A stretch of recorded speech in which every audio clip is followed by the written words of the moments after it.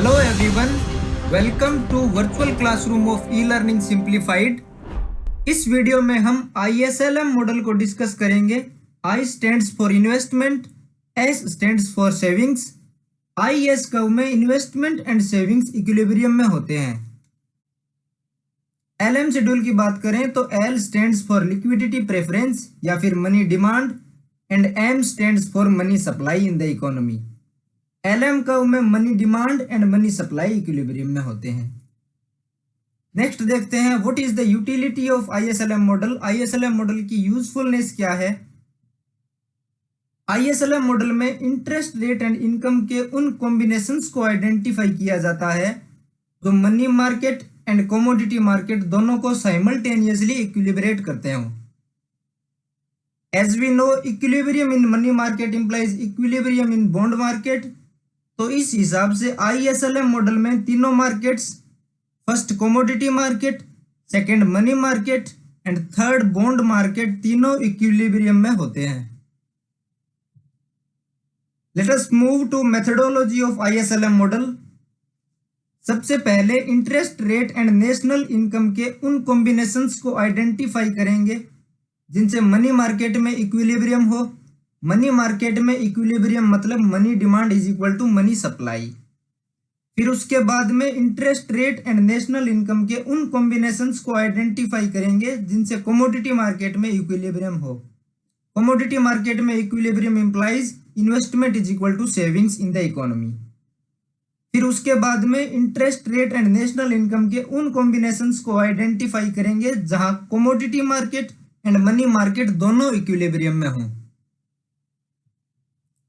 ISLM model में unique equilibrium find करने के लिए कुछ वेरिएबल्स को कांस्टेंट अज्यूम किया जाता है जो through out the model constant रहेंगे। इन वेरिएबल्स को दो कैटेगरीज में डिवाइड किया जा सकता है। पहला है पॉलिसी वेरिएबल्स जो इंक्लूड करता है फर्स्ट मनी सप्लाई को, second government spending and third taxes. तो ISLM मॉडल में money supply, government spending and taxes constant assume किए जाते हैं एक यूनिक इक्विलिब्रियम फाइंड करने के लिए।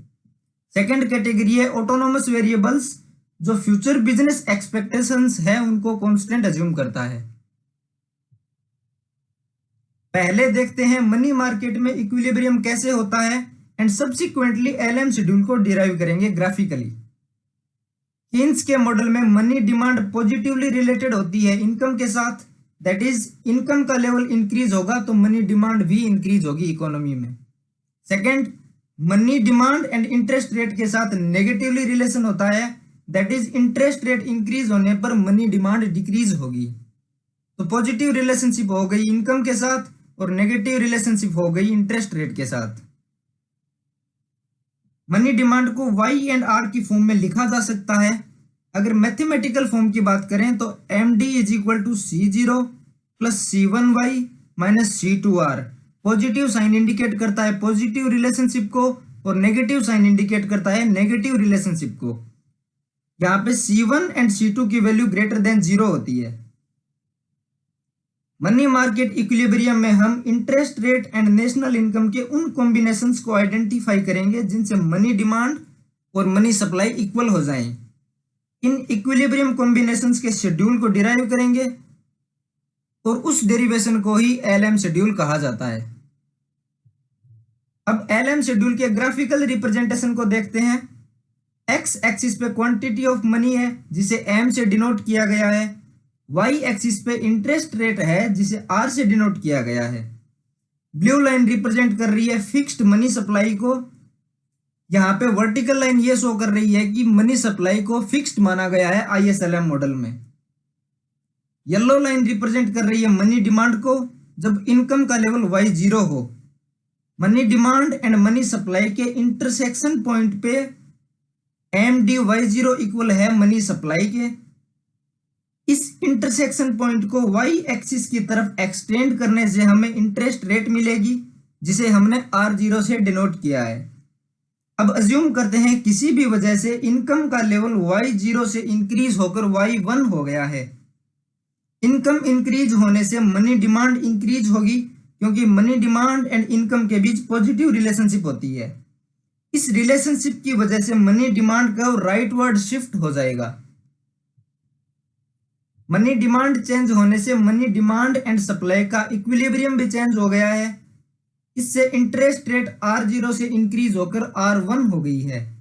इनकम में फर्दर इंक्रीमेंट होने से Y0 से Y1 फिर Y2 से इंटरेस्ट रेट भी R0 से R1 एंड R2 हो गई है।